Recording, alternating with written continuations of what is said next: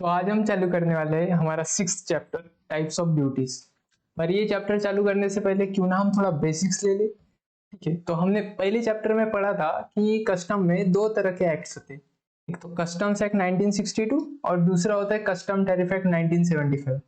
अब हमने पढ़ा था कि कस्टम्स एक्ट 1962 में सारी इंपोर्ट की प्रोसीजर्स, एक्सपोर्ट की प्रोसीजर, असेसमेंट कैसे करते, गुड्स का वैल्यूएशन कैसे करते, फिर डॉक्यूमेंट्स क्या क्या लगते हैं, कस्टम का ऑडिट कैसे होता है, अपील्स कैसे होता है, ये सब चीजें दी हुई रहती। और बाद में पढ़ा था कि कस्टम टैरिफ एक्ट में जो ड्यूटीज के रेट्स रहते हैं ड्यूटीज के, वो दिए हुए रहते हैं। उनका ये भी पढ़ा था कि उनका जो लिंकिंग सेक्शन है वो सेक्शन 12 है, जिसमें जो कि चार्जिंग सेक्शन है कस्टम्स एक्ट है, जिसमें कहा गया है कि जो भी गुड्स इंपोर्ट हो रहा है या एक्सपोर्ट हो रहा है उस पर ड्यूटी चार्ज की जाएंगी as per the rates mention in custom tariff act. तो ये हमने मोटा मोटी तौर पे दो एक्ट्स का इंट्रोडक्शन देखा था। पर अब ये जानना है कि और एक चीज होती है जो कस्टम टैरिफ एक्ट में दी हुई रहती है, और वो ये रहती है कि टाइप्स ऑफ ड्यूटीज, कितने प्रकार की ड्यूटियां लगेंगी, ये कस्टम टैरिफ एक्ट में दिया रहता है। तो कस्टम टैरिफ एक्ट को दो तरह से हम डिवाइड कर सकते हैं। पहले तो एक डिवीजन रहेगा कि एक सेक्शंस रहेंगे कि सेक्शंस में क्या क्या दिया रहता है, types of duties mention in different section में डिफरेंट टाइप्स ऑफ ड्यूटीज दी रहती है। फिर आता है सेकंड पार्ट जो कि रहता है शेड्यूल। शेड्यूल दो तरह के रहते हैं, एक तो फर्स्ट शेड्यूल और सेकंड शेड्यूल। फर्स्ट शेड्यूल में जो भी इंपोर्ट ड्यूटी के रेट रहते वो दिए हुए रहते, और ये शेड्यूल बहुत ही बड़ा रहता है, 800 या 900 पेजेस का रहता है। और सेकंड शेड्यूल में जो एक्सपोर्ट ड्यूटी के रेट है वो दिए हुए रहते। तो शेड्यूल में रेट दिए हुए रहते और सेक्शन में टाइप ऑफ ड्यूटीज दिए रहती। ये दोनों भी कस्टम टैरिफ एक्ट में दिए हुए रहते। अब आते हैं टाइप्स ऑफ ड्यूटीज पर। ये हमारे चैप्टर है, यहाँ से बेसिकली हमारा चैप्टर चालू हो रहा है। तो टाइप्स ऑफ ड्यूटीज मतलब कौन कौन से प्रकार की ड्यूटियां लगेंगी। तो वो फर्स्ट ड्यूटी है कस्टम ड्यूटी।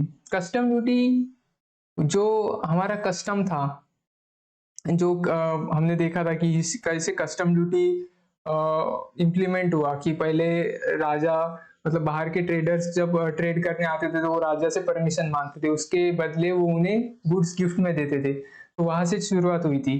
तो यही रहता है कस्टम ड्यूटी कि जो भी गुड्स इंपोर्ट कर रहे हैं उस गुड्स में एज अ कस्टम एक ड्यूटी चार्ज की जाएंगी, उसी कस्टम ड्यूटी कहते हैं। फिर आते हैं एडिशनल ड्यूटीज। एडिशनल ड्यूटीज का इस वजह से लगाई जाती है कि जो भी इनडायरेक्ट टैक्सेस हम इंडिया में चार्ज कर रहे हैं, इसकी वजह से हमारे गुड्स का जो इंडिया में प्रोड्यूस हुआ है, जो इंडिया में मैन्युफैक्चर हुआ है, उस गुड्स का वैल्यू बढ़ जाता है, पर इंपोर्टेड गुड्स का वैल्यू उससे नहीं बढ़ेगा। तो हम जो डोमेस्टिक गुड्स है वो कॉम्पीट नहीं कर पाएंगे। क्यों कॉम्पीट नहीं कर पाएंगे? क्योंकि हम उन पे इनडायरेक्ट टैक्सेस लगा रहे हैं।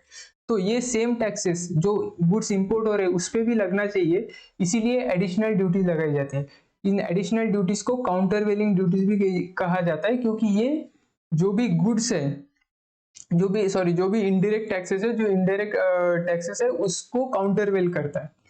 थर्ड आता है प्रोटेक्टिव ड्यूटीज। प्रोटेक्टिव ड्यूटीज यानी क्या? जब हम इंटरनेशनल ट्रेड करते हैं ना, तब ऐसी बहुत सारी चीजें होती है जो हमारी इंडस्ट्रीज को, जो डोमेस्टिक इंडस्ट्री, जो इंडिया में इंडस्ट्रीज है, उनको हार्म करती है। जैसे कि हम इंटरनेशनल ट्रेड करते हैं तो चाइना जैसी कंट्री के साथ भी हमें ट्रेड करना पड़ता है, जिनका most of the time motive ये रहता है कि दूसरे देश की इकोनॉमी को कैसे हार्म किया जाए, दूसरे देश का कैसे अनड्यू एडवांटेज लिया जाए। फिर एक दूसरा पहलू भी है इस बात का कि कुछ कुछ कंट्रीज में एक जोग्राफिकल कंडीशन होती है या टेक्नोलॉजिकल एडवांसमेंट होता है, जिसकी वजह से वो कुछ प्रकार के गुड्स, कुछ टाइप्स के गुड इतने कम दाम में प्रोड्यूस करते हैं। अगर वो गुड्स जो एकदम चीप गुड्स है वो इंडिया में आए तो हमारी इंडस्ट्रीज उनके साथ कभी कॉम्पीट नहीं कर पाएंगे और हमारी इंडस्ट्रीज खत्म हो जाएंगी। तो ये ऐसा ना हो, इसीलिए प्रोटेक्टिव ड्यूटीज लगाई जाती है। और लास्ट आता है सेस एंड सरचार्ज। जैसे हम इनकम टैक्स पे, हेल्थ एंड एजुकेशन सेस पे करते हैं, वैसे यहाँ पे सेस और सरचार्ज पे करना पड़ता है, जो हम आगे देखेंगे इन डेप्थ में क्या होता है वो। तो फर्स्ट स्टार्ट करते हैं बेसिक कस्टम ड्यूटी से। इसका मेन मोटिव होता है रेवेन्यू जनरेशन। जो भी गुड्स इंडिया के अंदर आ रहे हैं उस पे हम ड्यूटी चार्ज करेंगे, उसे हम कस्टम ड्यूटी कहेंगे और या बेसिक कस्टम ड्यूटी कहेंगे। अब यहाँ पे जो जिस रेट से ड्यूटी चार्ज होंगी वो दो तरह के होते हैं। एक तो होते हैं स्टैंडर्ड रेट, दूसरे होते हैं प्रेफरेंशियल रेट। प्रेफरेंशियल रेट यानी क्या? प्रेफरेंशियल रेट यानी किसी को प्रेफरेंस देना, मतलब किसी से कम ड्यूटी चार्ज करना। तो ये कम ड्यूटी हम किन लोगों से चार्ज करते हैं? जो भी मोस्ट फेवर्ड नेशन की लिस्ट में होते हैं हमारे, वो उनसे हम कम ड्यूटी चार्ज करते हैं। जनरली श्रीलंका, नेपाल जैसे देश हमारे मोस्ट फेवर्ड नेशन की लिस्ट में आते हैं। अब ये मोस्ट फेवर्ड नेशन की लिस्ट कौन डिटरमाइन करता है? तो ये गवर्नमेंट डिसाइड करता है कि कौन सी कंट्रीज हमारे मोस्ट फेवर्ड नेशन की लिस्ट में आएंगी। जनरली वर्ल्ड ट्रेड ऑर्गेनाइजेशन का इंडिया एज अ पार्टिसिपेंट है, और बाकी के जो पार्टिसिपेंट रहते हैं, बाकी के जो मेंबर्स रहते हैं, उनको हम मोस्ट फेवर्ड नेशन की लिस्ट में रखते हैं। तो मोस्ट फेवर्ड नेशन को प्रिफरेंशियल रेट ऑफ ड्यूटीज लगेगी। पर ये प्रिफरेंशियल रेट ऑफ ड्यूटीज लगाने के लिए जो इंपोर्टर रहता है गुड्स का, उसे कुछ चीजें साबित करनी रहती है। कि पहले तो उसे स्पेसिफिक एप्लीकेशन देना पड़ता है। ऐसा नहीं है कि उसने अगर मोस्ट फेवर्ड नेशन से गुड्स मंगाए तो अपने आप उसके ऊपर प्रिफरेंशियल रेट्स लग जाएंगे, नहीं। उसे एक प्रॉपर एप्लीकेशन देना पड़ेगा, उसे उस एप्लीकेशन में लिखना पड़ेगा कि हाँ, मैंने मोस्ट फेवर्ड नेशन से, या प्रिफरेंशियल रेट जहाँ पे एप्लीकेबल है, जिस कंट्री के लिए एप्लीकेबल है, वहां से मैंने गुड्स मंगाए। तो आप इस पे जो ड्यूटी चार्ज करने वाले वो प्लीज प्रिफरेंशियल रेट से चार्ज कीजिए। सेकंड, ये इंपॉर्टेंट रहता है कि जो भी गुड्स हम इंपोर्ट करें वो उसी कंट्री से मैन्युफैक्चर हो जहां पे प्रिफरेंशियल रेट्स लगे हुए हैं, जहां पे प्रिफरेंशियल रेट्स एप्लीकेबल है। नहीं तो ऐसा हो सकता है कि सपोज फॉर एग्जांपल हमने जो श्रीलंका है वहां पे कुछ गुड्स के लिए प्रिफरेंशियल रेट्स लगा दिए, पर अब ऑस्ट्रेलिया वाले को गुड्स बेचना है, तो वो डायरेक्ट इंडिया में इंपोर्ट ना करते, इंडिया में एक्सपोर्ट ना करते हुए वो पहले श्रीलंका में एक्सपोर्ट करेंगे और फिर श्रीलंका से इंडिया में एक्सपोर्ट करेंगे, ताकि उन्हें प्रिफरेंशियल रेट्स का बेनिफिट मिल सके। तो ऐसा ना हो, इसीलिए ये बहुत इंपॉर्टेंट है कि जिस कंट्री में मैन्युफैक्चर हुआ है, अगर वो उसी मतलब उस कंट्री में प्रिफरेंशियल रेट्स मिल रहे तो ही प्रिफरेंशियल रेट ऑफ ड्यूटी लगेंगी। अब इसे साबित करना पड़ता है कि उसी कंट्री में मैन्युफैक्चर हुआ है, तो उसके लिए एक डॉक्यूमेंट होता है, सर्टिफिकेट ऑफ ओरिजिन। तो वो सर्टिफिकेट ऑफ ओरिजिन उस स्टेट की या उस कंट्री की जो मिनिस्ट्री ऑफ कॉमर्स है वो इशू करती है कि हाँ, ये गुड्स हमारे यहाँ पे मैन्युफैक्चर हुआ है और आप इसे प्रिफरेंशियल रेट लगा सकते हैं। तो ये रूल्स सेक्शन 4 सबसेक्शन 2 में जो रूल्स दिए हुए इसमें लिखा गया है कि जो ओरिजिन सर्टिफिकेट या और भी कुछ जो डॉक्यूमेंट्स लगेंगे वो कौन कौन से चाहिए होंगे, वो उसमें लिखा है। बाद में आप बात करते हैं जो कस्टम ड्यूटी एक्सपोर्ट पे। एक्सपोर्ट पे है ना 50 से 60 आइटम्स है जिन पे एक्सपोर्ट पे कस्टम ड्यूटी लगाई जाती है, क्योंकि हम ये मानते हैं कि जो भी गुड्स हमारे इंडिया में प्रोड्यूस हुए गुड्स जब इंटरनेशनल मार्केट में जाएंगे तब उनका कॉम्पिटिटिवनेस बना हुआ रहना चाहिए। अगर हम उन पे एक्सपोर्ट ड्यूटी लगाएंगे तो उनकी प्राइस बढ़ जाएंगी और वो लेस कॉम्पिटिटिव हो जाएंगे। तो जनरली एक स्लोगन है कि इम्पोर्ट गुड्स नॉट टैक्सेस, ये हम sorry export goods not taxes, ये हम फॉलो करते हैं। इसीलिए 50 से 60 आइटम्स है जिन पे एक्सपोर्ट ड्यूटी लगाई जाती है। अब जब मैंने बोला था कि जो हम कस्टम टैरिफ एक्ट है, यहाँ पे बोला था कि 2 हिस्सों में बांटा जा सकता है, एक तो सेक्शन, दूसरा शेड्यूल। तब ये शेड्यूल दिखते कैसे? तो यहाँ पे मैंने इसका स्क्रीनशॉट लिया है कि देखिए, शेड्यूल में 5 कॉलम्स होते हैं। जो पहला कॉलम होता है ये होता है एचएस कोड, HSN कोड, जो वर्ल्ड कस्टम ऑर्गेनाइजेशन ने डिजाइन किया है। उन्होंने इसलिए डिजाइन किया है कि उनका कहना था कि जो भी एक गुड्स है, स्पेसिफिक गुड्स है अगर, तो वो इस कंट्री में भी एक सेम नंबर से आइडेंटिफाई होना चाहिए और वो दूसरे कंट्री में भी एक सेम नंबर के साथ आइडेंटिफाई होना चाहिए। जैसे यहाँ पे हम कोकोनट्स का लिया है, तो कोकोनट 0801 जो कोड है ये सभी कंट्री के लिए सेम रहेगा। मतलब 0801 प्रोडक्ट अगर इंपोर्ट हुआ है किसी कंट्री में तो यही माना जाएगा कि कोकोनट इंपोर्ट हुआ है। जनरली ये 6 डिजिट कोड होता है, और जो 0801 है ये ग्रुप कोड है उसका, और 6 डिजिट कोड अप्लीकेबल रहता है। पर आप इसे बढ़ा भी सकते हो, और फर्दर क्लासिफाई करने के लिए आप इसे बढ़ा भी सकते हो। तो मोस्ट ऑफ द गुड्स पे इंडिया में 8 डिजिट कोड्स लगाए जाते हैं। तो सेकंड कॉलम होता है डिस्क्रिप्शन का, उसके गुड्स का डिस्क्रिप्शन। थर्ड कॉलम होता है यूनिट का, कि कौन कौन से यूनिट में, यूनिट हो सकते हैं किलोग्राम हो सकता है, लीटर्स हो सकते हैं, या कोई एनिमल है तो उसे किलोग्राम या लीटर में ना गिनते हुए एक यूनिट के तौर पर ही गिना जाता है। और फिर दी हुई रहती रेट ऑफ ड्यूटी, यहाँ पे कस्टम ड्यूटी दी हुई रहती, स्टैंडर्ड रेट और प्रिफरेंशियल रेट। आप देखेंगे कि स्टैंडर्ड रेट से हमेशा प्रिफरेंशियल रेट कम होता है। यहाँ पे जो स्टैंडर्ड रेट है 70% है, यहाँ पे प्रिफरेंशियल रेट 60% है। सेम यहाँ पे स्टैंडर्ड रेट 30% है, प्रिफरेंशियल रेट 20% है, या एक जगह पे फ्री भी है। तो ये बात हुई बेसिक कस्टम ड्यूटी की। अब आप पूछेंगे कि यहाँ पे जो शेड्यूल है उसमें बताया गया था कि आपने बताया था कि जो रेट्स ऑफ ड्यूटीज दी हुई रहेंगी, तो इसमें तो सिर्फ बेसिक कस्टम ड्यूटी दी हुई है, बाकी की ये जो एडिशनल ड्यूटीज है, additional duties, protective duties, surcharge, ये कहाँ पे दिया है? तो ये गवर्नमेंट नोटिफिकेशन इशू करता है और उस नोटिफिकेशन के हिसाब से ड्यूटी लगती है। ये शेड्यूल में जनरली नहीं दिया हुआ रहता, मतलब नहीं दिया हुआ रहता कभी भी। तो अब बात करते हैं एडिशनल ड्यूटीज की। देखो एडिशनल ड्यूटीज को है ना एक एग्जांपल से समझेंगे। तो सपोज एक गुड्स इंडिया में मैन्युफैक्चर हुआ 100 रुपए का, और वो एक वैसा ही सेम गुड बाहर की कंट्री से, सपोज चाइना से इंपोर्ट हुआ 100 रुपए का।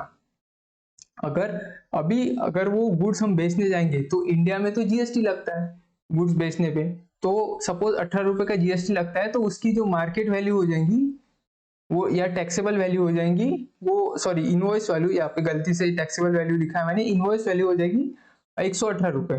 पर जो इंपोर्ट हुआ है गुड्स वो तो 100 रुपए में इंपोर्ट हो गया, तो वो आप 100 रुपए में बेच सकेंगे। तो इससे क्या होगा कि एक प्राइस डिफरेंस, एक प्राइस गैप क्रिएट हो गया अपने इनडायरेक्ट टैक्स की वजह से या जीएसटी की वजह से। अभी इसमें कोई भी प्रिफर करेगा कि जो 100 रुपए वाला इंपोर्टेड गुड्स है वही खरीदे, तो ऐसा अगर चलता रहा तो इंडस्ट्री को तो नुकसान हो जाएगा। फिर गवर्नमेंट को ये सब बंद करने के लिए दो रास्ते थे। एक तो वो जो जीएसटी चार्ज कर रहे हैं वो जो डोमेस्टिक गुड्स पे जीएसटी चार्ज किया जा रहा है वो चार्ज ही ना करें। पर ये क्या पॉसिबल है? नहीं, ये पॉसिबल ही नहीं है। तो फिर नेक्स्ट एक ऑप्शन है कि जो जीएसटी हम इन पे लगा रहे हैं, डोमेस्टिक गुड्स पे लगा रहे हैं, क्यों ना हम वो इंपोर्टेड गुड्स पे भी लगा दें। तो ऐसे ही किया जाता है, जो भी जीएसटी या जो भी अदर इनडायरेक्ट टैक्सेस है जो हम डोमेस्टिक गुड्स पे लगाते हैं वही इनडायरेक्ट टैक्सेस इंपोर्टेड गुड्स पे भी लगाए जाते हैं। उसका नाम रहता है काउंटर वेलिंग ड्यूटीज या एडिशनल ड्यूटीज के नाम से। तो इससे क्या होता है, जो भी गुड्स मार्केट में आते हैं उनका प्राइस सेम होता है और एक फेयर कंपटीशन होता है। अब किसी के मन में सवाल आएगा, ये फेयर कंपटीशन के वक्त हम जो बेसिक कस्टम ड्यूटी जो इंपोर्टेड गुड्स पे चार्ज हो रही है वो क्यों नहीं देखते? तो गवर्नमेंट जनरली यहाँ पे कहता है कि हाँ, इसमें हम कस्टम ड्यूटी फेयरनेस कैलकुलेट करते हैं, आप कस्टम ड्यूटी नहीं देखेंगे, क्योंकि गवर्नमेंट कहता है कि ये तो हमारा हक है ना, क्योंकि हम आपको एक परमिशन दे रहे हैं कि आपका गुड्स हमारे कंट्री में बेच सकते हैं, तो ये ड्यूटी तो हमारी उतनी बनती है। तो इसलिए जो बेसिक कस्टम ड्यूटी होती है वो एक्स्ट्रा चार्ज करनी पड़ती है इंपोर्टेड गुड्स पे। अब देखते हैं एडिशनल ड्यूटीज कितने टाइप की होती है। अगर आप एडिशनल ड्यूटीज कितने टाइप की होती है ये समझना चाहते हैं तो आपको पहले ये समझना पड़ेगा कि हम इंडिया में कौन से प्रकार के इनडायरेक्ट टैक्सेस वसूलते हैं, या गवर्नमेंट कौन सी इनडायरेक्ट टैक्सेस हमसे वसूलती है। तो पहले तो होता है मैन्युफैक्चरिंग पे एक्साइज ड्यूटी, पर एक्साइज ड्यूटी तो अभी बंद हो गया है ना जीएसटी के आने के बाद। नहीं, सब गुड्स पे नहीं बंद हुआ ना, इसमें पेट्रोल, डीजल, टोबैको प्रोडक्ट, इस पे एक्साइज ड्यूटी अभी भी लगता है। तो ये हो गया excise duty. Second charge sales tax, VAT, वो भी बंद हो गया पर काफी हद तक, अभी भी कुछ प्रोडक्ट पे वैट या सेल्स टैक्स लगता है। और फिर सबसे मोस्ट इंपॉर्टेंट जो इनडायरेक्ट टैक्स होता है वो होता है जीएसटी, और उसके बाद कुछ जीएसटी के साथ एक सेस होता है, उसको कंपेंसेशन सेस बोलते हैं, तो वो भी indirect as a indirect tax हमें लगता है। तो उन सभी टैक्सेस को काउंटर करने के लिए हमारे पास काउंटर वेलिंग ड्यूटीज या एडिशनल ड्यूटीज है, वो हम एक एक करके पढ़ेंगे। अभी first duty additional duty under section 3 subsection 1, हम इसे ऐसा पढ़ेंगे सीवीडी यानी काउंटर वेलिंग ड्यूटी सीवीडी 3(1). फिर अगर दूसरी कोई जो काउंटर वेलिंग ड्यूटी है सपोज सेक्शन 3 सबसेक्शन 3 में है तो सीवीडी 3(3), फिर बाद में यहाँ पे सीवीडी 3(5), सीवीडी 3(7) और सीवीडी 3(9), ऐसा बोल के हम चलेंगे जिससे हमें आसानी होगी इन ड्यूटीज को समझने के लिए, क्योंकि इनके नाम थोड़े अटपटे से मतलब याद नहीं रहेंगे कि एडिशनल ड्यूटी यहाँ पे, काउंटर वेलिंग ड्यूटी यहाँ पे, स्पेशल एडिशनल ड्यूटी कहा गया है। ये इनडायरेक्ट टैक्स, इंटीग्रेटेड टैक्स या और कंपेंसेशन से शायद याद भी रह जाए, पर हमें सीवीडी 3(1), सीवीडी 3(3) ऐसा ही बोलेंगे। तो पहली ड्यूटी आती है सीवीडी 3(1). अब देखो, जो भी गुड्स, अगर हम फॉर एग्जांपल क्रूड ऑयल है उससे हम डीजल बनाते हैं या डीजल रिफाइन करते हैं, तो उस डीजल रिफाइन करने पे उस पर हम एक्साइज ड्यूटी पे करते हैं। अगर अब हमें किसी ने डीजल इंपोर्ट कर दिया तो उस पे तो एक्साइज ड्यूटी नहीं लगी, तो उस पे भी एक्साइज ड्यूटी लगे और एक फेयर कंपटीशन बना रहे, इसीलिए CVD 31 लगाई जाती है जो एक्साइज ड्यूटी को काउंटर करती है। सेकंड आता है CVD 33। अब जरूरी नहीं है कि जो फिनिश प्रोडक्ट हम बना रहे हैं और मार्केट में ला रहे हैं उस पे एक्साइज ड्यूटी लगे। ऐसा भी हो सकता है ना कि जो रॉ मटेरियल अपन ने खरीदा है उस पे एक्साइज ड्यूटी लगी हो पर फिनिश गुड्स पे नहीं लगी हो, तो जो रॉ मटेरियल खरीदा उस पे एक्साइज ड्यूटी लगी है, उसका तो कॉस्टिंग हमारे फाइनल प्रोडक्ट में आ जाएगा ना, तो इससे तो हमारे फाइनल प्रोडक्ट का कॉस्ट बढ़ जाएगा, बराबर है। तो इस एक्साइज ड्यूटी रॉ मटेरियल की जो excise duty, raw material components ingredients, इनकी जो एक्साइज ड्यूटी है उनको काउंटर करने के लिए CVD 33 लगाया जाता है। तो ये इसका एग्जांपल है ग्रीस एंड लुब्रिकेटिंग ऑयल्स, क्योंकि ये जनरली क्रूड ऑयल से ही बनते हैं इसीलिए इन पे CVD 33 लगता है। अब आते हैं स्पेशल एडिशनल ड्यूटीज। जो हमने बात की थी कि इंडिया में कुछ प्रोडक्ट पे सेल्स टैक्स या और भी लोकल टैक्स या सर्विस टैक्स, सॉरी वैट लगता है, वैल्यू एडेड टैक्स लगता है। तो इनको काउंटर करने के लिए हमारे पास CVD 35 नाम का मेजर है। तो CVD 35 लगेगा जिन प्रोडक्ट पे सेल्स टैक्स इंडिया में प्रोड्यूस करते हैं, तो अगर सेल्स टैक्स लगता है तो हम CVD 35 इंपोर्टेड गुड्स पे लगाएंगे। पर इसकी एक यूनिक कंडीशन है कि जो मैक्सिमम ड्यूटी लेवी कर सकते हैं वो सिर्फ 4% होना चाहिए, यानी CVD 35 कभी भी 4% से ज्यादा नहीं हो सकता। तो इसके एग्जाम्पल्स है पेट्रोल, डीजल, केरोसिन। अब नेक्स्ट आते हैं सबसे इंपॉर्टेंट एडिशनल ड्यूटी या सबसे इंपॉर्टेंट काउंटर वेलिंग ड्यूटी जो है वो है CVD 37 यानी इंटीग्रेटेड टैक्स यानी IGST। जो भी IGST CVD 37 किसके लिए लगाया जाता है, जो भी IGST, CGST, HGST, जो भी GST हम डोमेस्टिकली प्रोड्यूस गुड पे चार्ज करते हैं उस IGST को काउंटर करने के लिए जो भी काउंटर वेलिंग ड्यूटी लगाई जाती है वो CVD 37 है। और इसमें एक चीज ध्यान रखना जरूरी है कि अगर फॉर एग्जांपल कोई डोमेस्टिक गुड है उस पे अपर 18% GST चार्ज कर रहे हैं तो इंपोर्टेड गुड्स पे ही 18% ही चार्ज होनी चाहिए, उस पे 9% या 28% ऐसा नहीं होना चाहिए, सेम ड्यूटी चार्ज होनी चाहिए दोनों प्रोडक्ट पे, तभी कंपटीशन फेयर रहेगा। अब नेक्स्ट आती है CVD 39। CVD 39 कंपेंसेशन, एक मिनट, CVD 39 कंपेंसेशन सेस को काउंटर करते हैं। अब कंपेंसेशन सेस क्या है, जब इंडिया में GST लाया गया तो ऐसा हुआ कि जो लोकल टैक्सेस थे वो most of the local taxes बंद कर दिए गए। लोकल टैक्सेस बंद कर दिए तो गवर्नमेंट का नुकसान होने लगा, स्टेट गवर्नमेंट का या म्यूनिसिपैलिटीज का नुकसान होने लगा। तो उस नुकसान को गवर्नमेंट मतलब जो स्टेट गवर्नमेंट ना झेले इसके लिए एक सेस लाया गया, उसे कंपेंसेशन सेस कहते हैं।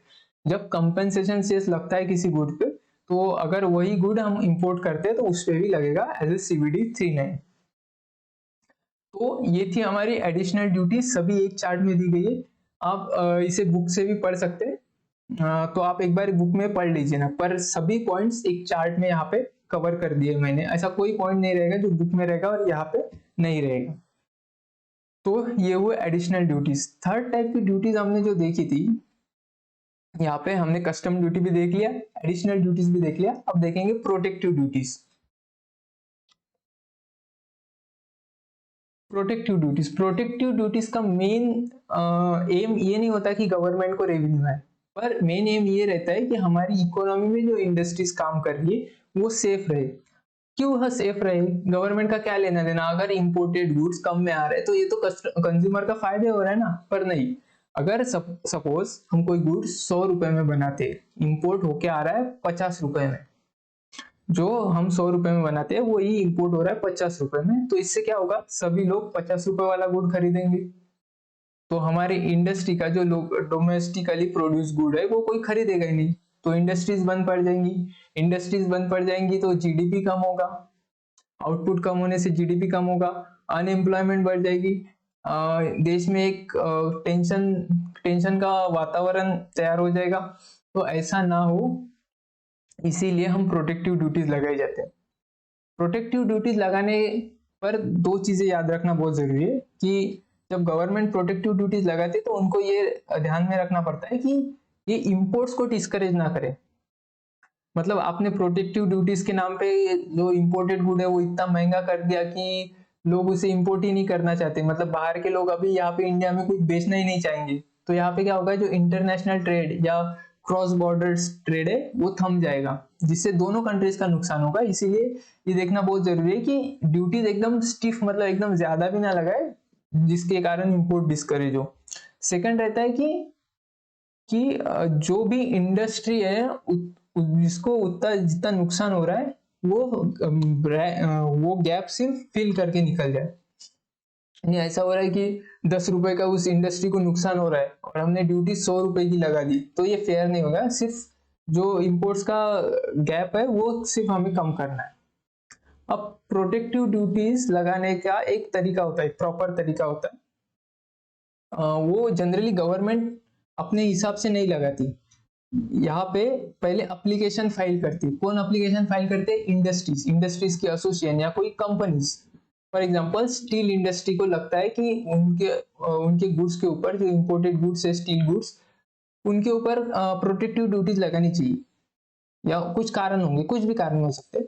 तो वो क्या करेंगे, एक एप्लीकेशन फाइल करेंगे, उसके साथ अपना डेटा देंगे कि वो रीजनिंग देंगे कि इसके कारण हमें लगता है कि हमारे इंडस्ट्री को डैमेज हो रहा है, इसी वजह से आप इस पे प्रोटेक्टिव ड्यूटीज लगाइए। अब प्रोटेक्टिव ड्यूटीज कौन सी लगाएंगे? वो 3-4 प्रोटेक्टिव ड्यूटीज है, 3 प्रोटेक्टिव ड्यूटीज है, उसमें से कोई भी लगा सकते हैं। तो ये एप्लीकेशन किसको देंगे? वो directorate general of trade remedies को देंगे। इनका पहला नाम directorate general of anti dumping ही था, बाद में ट्रेड रेमेडीज कर दिया। तो इनका काम ही ये होता है कि जो भी इंडस्ट्रीज है, डोमेस्टिक इंडस्ट्रीज है, उनको प्रोटेक्ट करना, या ऐसे जो एप्लीकेशन आते हैं उनको एंटरटेन करना। तो जब एप्लीकेशन आएगा तो एप्लीकेशन के साथ जो एप्लीकेंट रहेंगे वो डेटा भी भेजेंगे कि ये डेटा हमारा इंडस्ट्री का है, आप देख सकते हैं कि इससे हमें नुकसान हो रहा है, प्रॉफिटेबिलिटी कम हो रही है, इंडस्ट्रीज की कैपेसिटी यूटिलाइजेशन बहुत कम हो गया है, जिसकी वजह से हमें एम्प्लॉयज को बाहर निकालना पड़ रहा है, एक्सेट्रा एक्सेट्रा। अब वो एप्लीकेशन से अगर प्राइमा फेसी लगता है कि हाँ सच में ड्यूटी लगानी चाहिए, तो एक प्रोविजनल बेसिस पे ड्यूटी लगा देते। प्रोविजनल बेसिस पे ड्यूटी का क्यों लगाते? क्योंकि अगर ये जो प्रोटेक्टिव ड्यूटीज है ये लगाने से पहले एक प्रॉपर इन्वेस्टिगेशन करना बहुत जरूरी होता है। अगर हम इन्वेस्टिगेशन नहीं करेंगे तो हो सकता है कि जो एप्लीकेशन वो वर्थ इट ही ना हो, यहाँ पे ड्यूटी लगाना नहीं चाहिए था, वहां पे लगा दी हो, ऐसा ना हो। इसलिए एक प्रॉपर इन्वेस्टिगेशन होता है।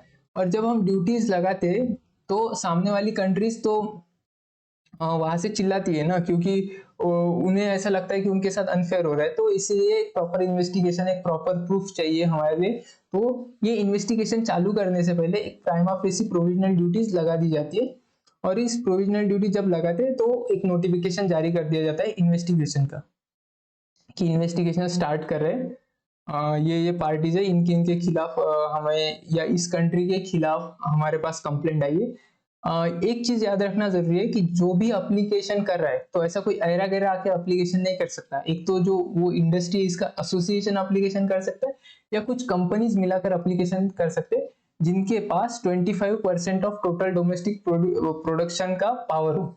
मतलब 100 टन स्टील अगर इंडिया में प्रोड्यूस हो रहा है तो 25 टन स्टील प्रोड्यूसर उस एप्लीकेशन के एप्लीकेंट होने चाहिए, मिनिमम 25%, तभी ये एप्लीकेशन एक्सेप्ट होगा। फिर एक पब्लिक नोटिस दी जाती है और ये प्रोविजनल ड्यूटीज और इन्वेस्टिगेशन का उसमें इंफॉर्मेशन होता है। बाद में 3 लोगों को इंफॉर्मेशन गैदरिंग के लिए, क्योंकि इन्वेस्टिगेशन होना है तो इंफॉर्मेशन चाहिए होंगे हमारी गवर्नमेंट को, तो 3 लोगों को एक क्वेश्चनियर भेजा जाता है। पहले तो जो इम्पोर्टर्स रहते हैं, या हाँ इंडिया में जो इम्पोर्ट करे उनको भेजा जाता है। वहाँ के एक्सपोर्टर्स है, जो बाहर के कंट्री के एक्सपोर्टर्स है जो एक्सपोर्ट कर रहे हैं, उनको भेजा जाता है। उनकी गवर्नमेंट को भेजा जाता है। और जो अप्लीकेंट है, जिन्होंने एप्लीकेशन किया है, उनको भेजा जाता है। तो ये क्वेश्चनियर के बेसिस पे और बाकी के इन्वेस्टिगेशन के बाद गवर्नमेंट इन क्वेश्चनियर पे ही रिलाई नहीं करता, बाकी के भी डेटा मंगाते हैं। जो गवर्नमेंट के पास डेटा अवेलेबल होता है वो डेटा भी मंगाया जाता है। फिर इनके बेसिस पे इन्वेस्टिगेशन को फाइनलाइज किया जाता है और फिर देखा जाता है कि ड्यूटी लगानी चाहिए तो कितनी लगानी चाहिए, कौन से लोगों पर लगानी चाहिए, कौन से कंट्री की एक्सपोर्टर्स पर लगानी चाहिए, ये डिसाइड होता है। और ये सभी फाइंडिंग्स एक ऑफिशियल गैजेट में पब्लिश होती है और तब से जो प्रोविजनल ड्यूटीज है उसको फाइनल किया जाता है और वो ड्यूटीज लगाई जाती है, या फिर जो प्रोविजनल ड्यूटीज है वो कैंसिल कर दी जाती है बेस्ड ऑन द इन्वेस्टिगेशन। तो ये था प्रोसीजर प्रोविजनल ड्यूटीज लगाने का, सॉरी प्रोटेक्शन ड्यूटीज लगाने का। अब प्रोटेक्शन ड्यूटीज कौन सी तरह की होती है? प्रोटेक्शन ड्यूटीज 3 तरह की होती है। एक तो सेफगार्ड मेजर, एक तो काउंटरवेलिंग ड्यूटीज, एक तो एंटी डंपिंग ड्यूटीज। ये 3 तरह की ड्यूटी होती है, एक एक करके हम इसे सीखेंगे।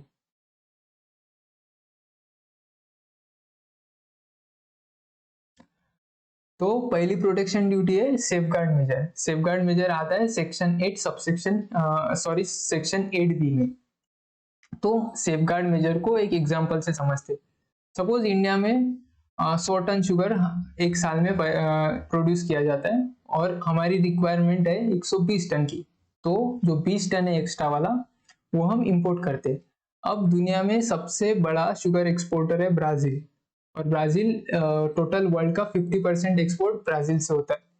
अगर समझो ब्राजील में एक आध साल बहुत अच्छी फसल आ गई, बहुत अच्छी फसल, अब और ब्राजील के पास प्रोडक्शन बहुत हो गया, तो वो क्या करेंगे? जाहिर सी बात है वो एक्सेस जो उनको जितना चाहिए वो रखेंगे, एक्सेस वाला एक्सपोर्ट कर देंगे। तो जो एक्सपोर्ट करेंगे, अगर इंडिया में उन्होंने बहुत सारी मात्रा में एक्सपोर्ट किया, हमें 120 टन की जरूरत थी, उन्होंने 120 के 120 टन एक्सपोर्ट कर दिया, तो इससे क्या होगा? जब वो हालांकि जब वो एक्सपोर्ट कर रहे हैं क्योंकि उनके पास बहुत सारा सप्लाई है, तो वो बहुत कम दाम में एक्सपोर्ट करेंगे। वो इतने कम दाम में एक्सपोर्ट कर सकते हैं जितने हमारी जो शुगर मिल्स है इंडिया की, उन्हें कॉस्टिंग लगता है, कॉस्टिंग से कम में भी वो एक्सपोर्ट कर सकते हैं। तो इससे क्या पड़ जाएगा? हमारी शुगर मिल कंप्लीटली बंद पड़ जाएंगी और जो हजारों वर्कर्स काम करते हैं वो रास्ते पे आ जाएंगे। किसान जो गन्ने उगाता है उसका भी नुकसान होगा, वो भी रास्ते पे आ जाएगा।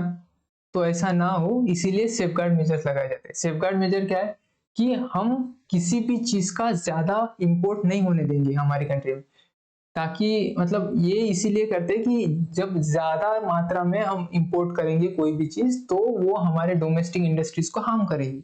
तो ऐसा ना हो इसीलिए हम सेफगार्ड मेजर्स लगाते हैं। तो सेफगार्ड मेजर्स को पढ़ते, central government after conducting inquiry can impose safeguard measure if it is satisfied that any article is imported into India in increased quantity. जब इंक्रीज क्वांटिटी हो तभी हम सेफगार्ड मेजर लगाएंगे। एंड और such increased import is causing or threatening to cause serious injury to domestic industry। ये increase quantity industry को damage करना या थ्रेट टू डैमेज करना जरूरी है। अगर वो डैमेज नहीं कर रहा है किसी इंडस्ट्री को तो सेफगार्ड मेजर्स नहीं लगाएंगे। तो ये दोनों कंडीशन सेटिस्फाई होना जरूरी है सेफगार्ड मेजर लगाने के लिए, increase quantity and damage to domestic industry. फिर safeguard measures, the safeguard measure can be imposed for the purpose of protecting interest of any domestic industry in the India aiming to make it more competitive। जो जैसा कि मैंने पहले कहा था कि जो डोमेस्टिक इंडस्ट्री है उसको प्रोटेक्ट करने के लिए हम सेफगार्ड मेजर्स लगाते हैं। सेफगार्ड मेजर 3 तरीके से लगा सकते हैं। पहले तो इम्पोजिशन ऑफ सेफगार्ड ड्यूटी, जैसे हम नॉर्मल कस्टम ड्यूटी लगाते हैं उसके ऊपर एक और ड्यूटी लगा देंगे सेफगार्ड मेजर्स के लिए, सेफगार्ड ड्यूटी। जैसे कि हमने रिसेंटली सोलर पैनल से जो चाइना से आ रहे थे उन पे लगाया, क्योंकि जो मेजर पार्ट था इंडिया का मेजर जो इंपोर्ट होता था सोलर सेल्स का वो चाइना से होता था, और चाइना बहुत ज्यादा मात्रा में सोलर सेल्स इंडिया में भेज रहा था। तो इसी वजह से जो भी हमारी इंडिया की सोलर सेल मैन्युफैक्चरिंग कंपनीज थी उनकी कैपेसिटी आइडल रह रही थी। मतलब 100 सोलर सेल बनाने की उनके पास कैपेसिटी, तो उसी को 50 बना रही थी क्योंकि डिमांड ही नहीं था जो इंडिया की सोलर सेल्स का। तो ऐसा ना हो इसीलिए इंडिया ने सेफगार्ड मेजर से सेफगार्ड ड्यूटी लगा दी जो 14.95% थी। बाद में आता है application of tariff rate quota. ये जनरली फूड ग्रेन्स पे लगाए जाते हैं कि हम इस साल इतना टन शुगर या इतना टन सोयाबीन इंपोर्ट करेंगे। ये ऐसा जो कोटा हम डिसाइड करते हैं कि जो क्वांटिटी हम डिसाइड करते हैं उसे ही application of tariff rate quota कहते हैं। और इन दोनों को मिला के भी मतलब जो सेफगार्ड ड्यूटी है और जो टैरिफ रेट कोटा है उनको मिला के भी एक मेजर लगा सकते हैं हम, उसे अदर मेजर्स में आ जाता है वो। मिनिमम टैरिफ रेट कोटा कितना लगा सकते हैं? मिनिमम कितना लगाएंगे? मिनिमम ये तो देखना पड़ेगा कि जो नॉर्मल है, जितना नॉर्मल है वो तो आना चाहिए, उतना हम आने देंगे, पर जो नॉर्मल के अबव है उनको नहीं आने देंगे। तो ये हम क्या करते हैं कि जो लास्ट के 3 साल है, लास्ट के 3 साल उसका एवरेज लेते हैं, 3 साल की इम्पोर्ट्स, मतलब एक साल में लास्ट थर्ड लास्ट ईयर में अगर लास्ट के 3 साल में अगर इम्पोर्ट ऐसे 100 टन 100 टन 100 टन, तो हम उसे 100 टन ही टैरिफ रेट कोटा लगा सकते हैं, उससे कम नहीं लगा सकते। मतलब हम नहीं लगाते जनरली, पर सेंट्रल गवर्नमेंट के पास पावर है कि वो उस एवरेज के कम का भी सेफगार्ड मेजर लगा सकते हैं। क्योंकि ऐसा हो सकता है कि हमारे पास भी एक्सेस इन्वेंट्री पड़ी हो उस ग्रेन की, फूड ग्रेन की, तो हम उतना भी जो इंपोर्ट करेंगे, जो नॉर्मल इंपोर्ट होता है उतना भी इंपोर्ट करने से हमें हार्म हो, वो नहीं हो। इसीलिए सेंट्रल गवर्नमेंट के पास ये भी पावर है कि वो उस एवरेज से कम में भी, एवरेज से कम का भी टैरिफ रेट कोटा लगा सकते हैं। फिर duration period for safeguard duty, the major safeguard यानी safeguard measure impose shall be in force for period of 4 years। पहले तो जब हम इनिशियल पहली बार वो सेफगार्ड मेजर लगाएंगे तब वो ज्यादा से ज्यादा हम 4 साल के लिए लगा सकते हैं। फिर एक इंक्वायरी होगी, एक रिव्यू होगा। अगर वो रिव्यू में ऐसा लगा कि सेफगार्ड मेजर हटाने पे इंडस्ट्री को नुकसान होना चालू हो जाएगा, तो उस सेफगार्ड मेजर को हम एक्सटेंड कर सकते हैं। और वो एक्सटेंड कितने साल तक कर सकते हैं? However, it could be extended if it is necessary for a period of 10 years। 10 साल तक ही एक्सटेंड कर सकते हैं, क्योंकि ये ऐसा माना जाता है कि आप 10 साल में अपनी इंडस्ट्री उतनी सुधार लो, उतने चेंजेस कर लो, उतने टेक्नोलॉजिकली एडवांस हो जाओ कि आप बाहर की इंडस्ट्रीज के साथ कॉम्पीट कर सको। अब जो ये सेफगार्ड मेजर है, imports by safeguard measure, imports by 100% EOU and units in special economic zone, safeguard measures shall not apply to the articles imported by 100% EOU SEZ unit unless specifically made applicable, or the article imported is either cleared as such into DTA or used in the manufacturing of any goods that are cleared into DTA. In such cases, safeguard measures shall be applied on that portion of article so cleared or so used as was levied when it was imported into India। तो ये क्या कहना चाह रहे? पहले तो जो safeguard measures है या कोई भी प्रोटेक्शन ड्यूटीज हम 100% एक्सपोर्ट ओरिएंटेड यूनिट या units of special economic zone इन पे नहीं लगाते। क्यों नहीं लगाते? क्योंकि इनका काम ही होता है जो भी गुड्स प्रोड्यूस करे वो एक्सपोर्ट करे, वो एक्सपोर्ट करने का काम होता है। अगर हम इन पे प्रोटेक्शन ड्यूटीज लगाएंगे तो जाहिर सी बात है उनके रॉ मटेरियल की कॉस्ट बढ़ जाएगी। जब रॉ मटेरियल की कॉस्ट बढ़ेगी तो उनके फिनिश गुड की कॉस्ट बढ़ेगी। जब फिनिश गुड की कॉस्ट बढ़ रही है तो वो इंटरनेशनल मार्केट में अपने गुड इन कॉम्पिटिटिव नहीं रहेंगे इतने। तो इसीलिए हम जो प्रोटेक्शन मेजर्स है वो नहीं लगाते। और वैसे भी प्रोटेक्शन मेजर्स का मेन एम होता है कि जो डोमेस्टिक इंडस्ट्री है वो हार्म ना हो। अगर वो सभी एक्सपोर्ट ही करने वाले हैं, इंडिया में कुछ गुड्स आने ही नहीं वाला है, तो हार्म का कोई सवाल ही नहीं उठता। पर गवर्नमेंट ऐसा कर सकती है कि नोटिफिकेशन जब आता है इन प्रोटेक्शन ड्यूटीज का, जो फाइनल नोटिफिकेशन है या प्रोविजनल नोटिफिकेशन है, उस पर स्पेसिफिकली मेंशन कर सकते हैं कि हाँ SEZ पे भी लगेगा या EOU पे भी लगेगा। और दूसरी चीज, अगर ऐसा भी हो सकता है ना कि लोग बहुत होशियार है, मतलब ऐसा कर सकते हैं कि पहले EOU में लाएंगे गुड्स, जिस गुड्स पे सेफगार्ड मेजर है वो गुड पहले EOU में लाएंगे, फिर EOU से इंडिया में लाएंगे। EOU मतलब इंडिया में होता है, बट इंडिया के डोमेस्टिक टैरिफ एरिया में लाएंगे, to be specific. Domestic tariff area यानी का जिसपे नॉर्मल रेट्स लगते हैं, जिसपे कोई एग्जाम्पशन नहीं रहता। ये जो एक्सपोर्ट ओरिएंटेड यूनिट SEZ है, ये स्पेशली क्रिएट किए जाते हैं एक्सपोर्ट को प्रमोट करने के लिए। तो जो डोमेस्टिक टैरिफ एरिया है उस पे अगर ये गुड्स आ रहे हैं तो उस पे सेफगार्ड ड्यूटी लगनी चाहिए। तो कोई EOU या SEZ ऐसा करता है कि वो गुड्स पहले अपने पास मंगाता है, फिर वो DTA में लाता है, जब DTA में लाएगा तब उस पर ड्यूटी लगेगी। या फिर ऐसा भी हो सकता है कि वो एज अ रॉ मटेरियल उस गुड को इंपोर्ट करे और उससे कुछ प्रोडक्शन करके फिर इंडिया में लाए, तो उस केस में भी उस पे वो उतने पोर्शन की सेफगार्ड ड्यूटी सेफगार्ड मेजर्स उतने पोर्शन के लगेंगे। अब आता है प्रोविजनल असेसमेंट।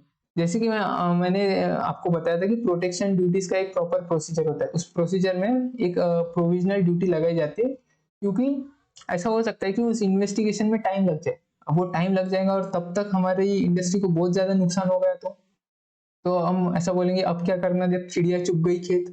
तो ऐसा ना हो, इसीलिए प्रोविजनल ड्यूटी लगाई जाती है। ये प्रोविजनल ड्यूटी मैक्सिमम 200 दिन तक लगाई जा सकती है सेफगार्ड मेजर्स में। दूसरे जो प्रोटेक्शन ड्यूटीज है उसमें अलग प्रोविजन दिए हैं। तो ऐसा हो सकता है कि अब प्रोविजनल ड्यूटी लगा दी, बाद में जब फाइनल असेसमेंट हुआ तो पता चला कि ये ड्यूटी नहीं लगानी चाहिए थी, तब क्या करेंगे? किसी का पैसा तो नहीं रखेंगे, तो जो भी प्रोविजनल ड्यूटी हमने कलेक्ट की थी वो रिफंड कर देंगे। अगर फाइनल इन्वेस्टिगेशन में ऐसा पता चलता है कि हाँ लगानी चाहिए थी, तो वो कंटिन्यू रहेंगी वैसी duty, as a final duty वो कंटिन्यू रहेगा।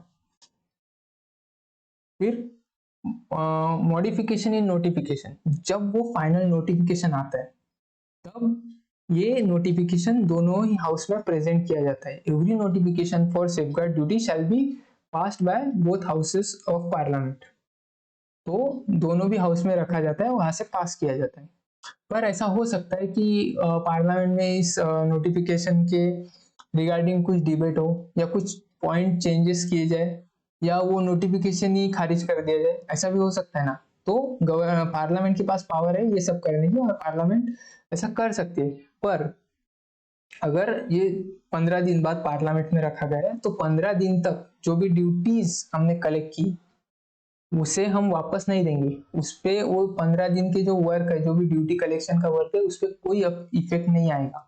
ये सबसे इंपॉर्टेंट चीज है इस सेक्शन की, ये आप पढ़ सकते हैं। If both houses agree that the modification should not be issued then such notification should not be issued, then such notification should not have any effect. However, any such modification annulment shall not affect the validity of anything previously done under that notification. मतलब जो भी 15 दिन में किया उसकी validity को कोई affect नहीं होगा। अब ये हो गया हमारा सेफगार्ड मेजर। नेक्स्ट आती है काउंटर वेलिंग ड्यूटी। हाँ, आप इसमें कंफ्यूज हो सकते हैं क्योंकि यहाँ पे भी हमने पढ़ा था कि काउंटर वेलिंग ड्यूटीज कहा गया है किसी किसी पोर्शन में। तो ये याद रखना है कि ये काउंटर वेलिंग ड्यूटीज, एडिशनल ड्यूटीज ये अलग है इस ड्यूटी से।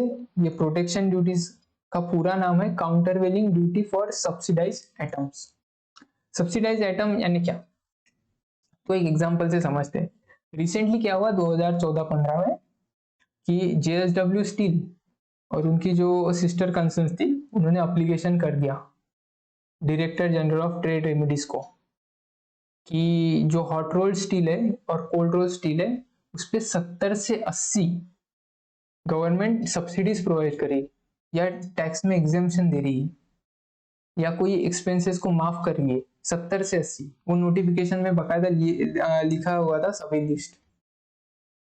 तो इस वजह से उन्होंने क्या कहा कि हमें तो कुछ मिल नहीं रहा हमारी गवर्नमेंट से, तो हमारा स्टील बिक नहीं रहा है क्योंकि वो बहुत सस्ते में बेच रहे, ऐसा जेएसडब्ल्यू स्टील ने कहा। अभी गवर्नमेंट को ये सब रोकना ही पड़ेगा क्योंकि अगर नहीं रोका तो ये जेएसडब्ल्यू स्टील मिल बंद पड़ सकती है। और ऐसा हुआ भी था, 3 साल में उनका जो प्रोडक्शन था वो बहुत कम हो गया था और प्रॉफिटेबिलिटी ऑलमोस्ट 0 हो गई थी। तो इन्होंने ये एप्लीकेशन किया था और ये एप्लीकेशन स्पेसिफिकली चाइना के जो एक्सपोर्टर्स है उनके खिलाफ किया था। तो बाद में गवर्नमेंट में इन्वेस्टिगेशन किया और इन्वेस्टिगेशन में हाँ सामने आया कि सच में इनको बहुत सब्सिडीज प्रोवाइड की जा रही है, जिससे जो गुड्स है जो अब इंडिया में आ रहे हैं हॉट रोल्ड स्टील और कोल्ड रोल्ड स्टील वो बहुत ही कम दाम में आ रहे हैं।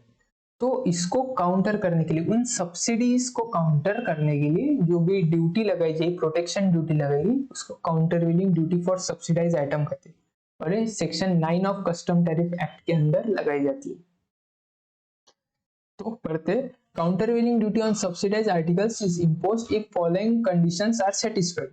Any country or territory directly or indirectly pays or bestows subsidy upon manufacturing or production or exportation of any article. Such subsidy includes subsidy on transportation of such articles.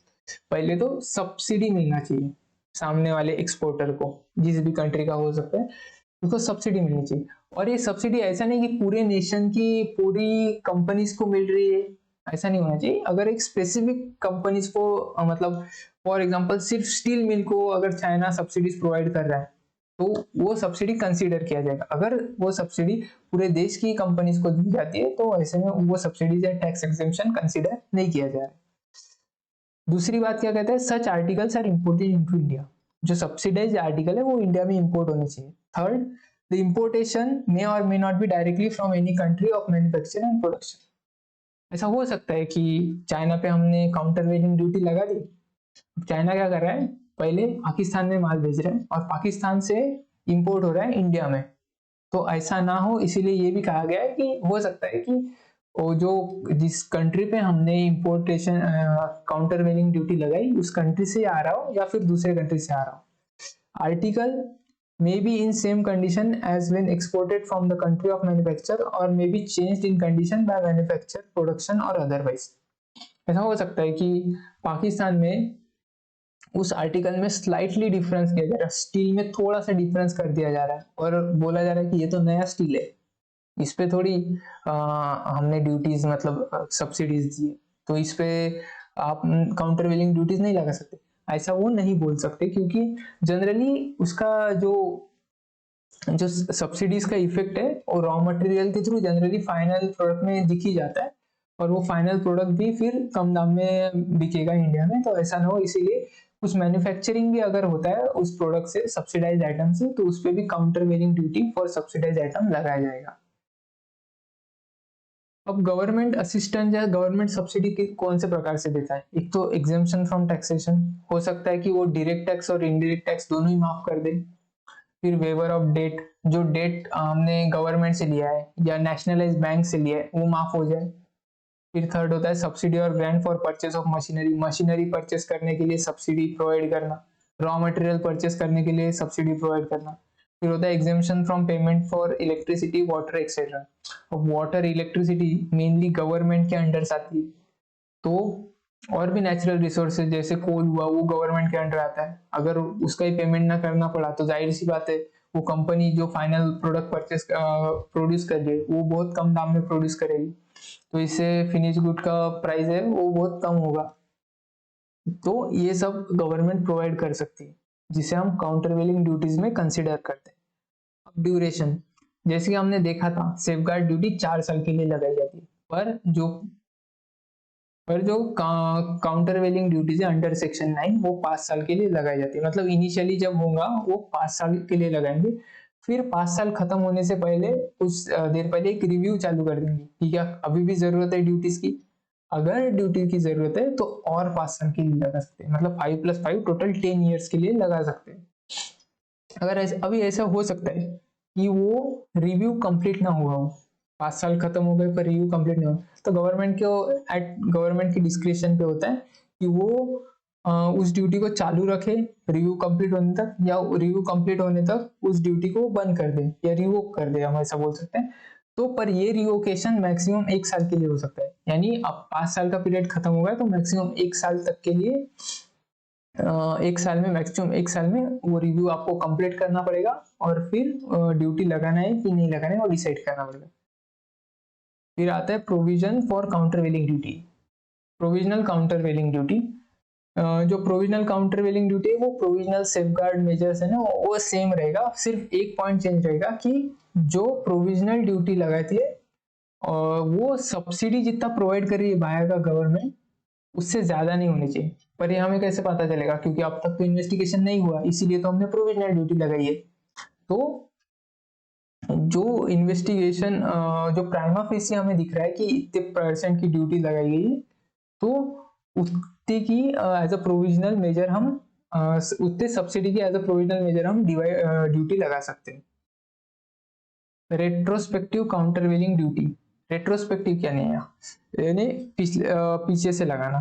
तो retrospective इसीलिए लगाते हैं कि हो सकता है कि एप्लीकेशन आने तक ही, एप्लीकेशन करने तक ही इतना डैमेज हो गया इंडस्ट्री को, क्योंकि उन्होंने एक साथ ही वो गुड्स इंडिया में पूरा इंपोर्ट कर दिए, इंडिया में हाँ इंपोर्ट कर ली।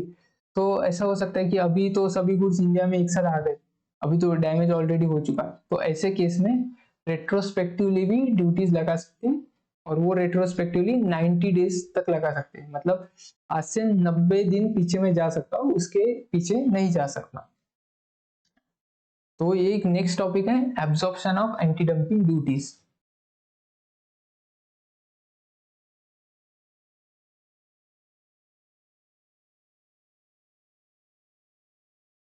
बात है absorption of anti dumping duty पे।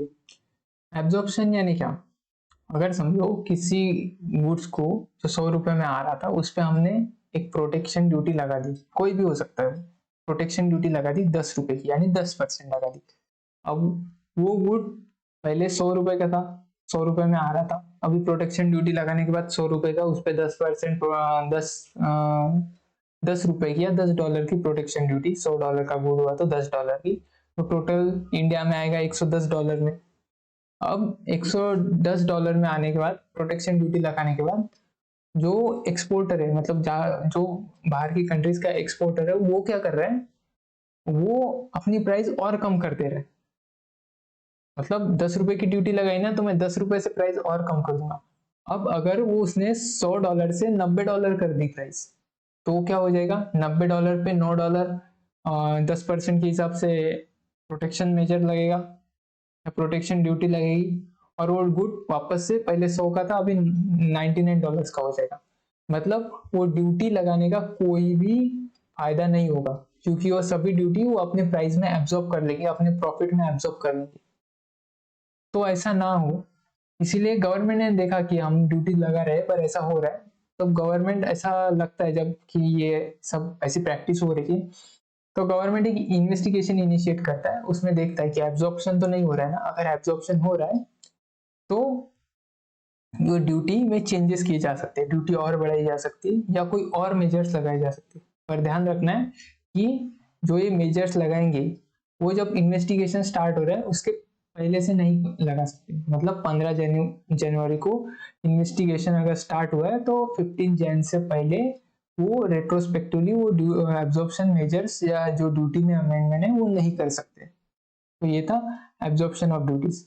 अब लास्ट प्रोटेक्शन ड्यूटी वो आते हैं anti dumping duty, section 9A of custom tariff act 1975। Anti dumping duty यानी क्या, एंटी डंपिंग ड्यूटी यानी क्या, जब हम गुड अपने कंट्री में बेच रहे तो नॉर्मल प्राइस पे बेच रहे, और अगर वही गुड हमें एक्सपोर्ट करना है तो हम कम दाम में बेच रहे।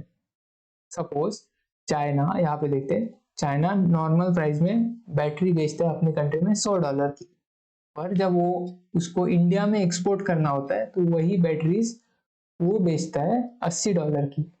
जो $20 का डिफरेंस है उसे ही कहते हैं मार्जिन ऑफ डंपिंग।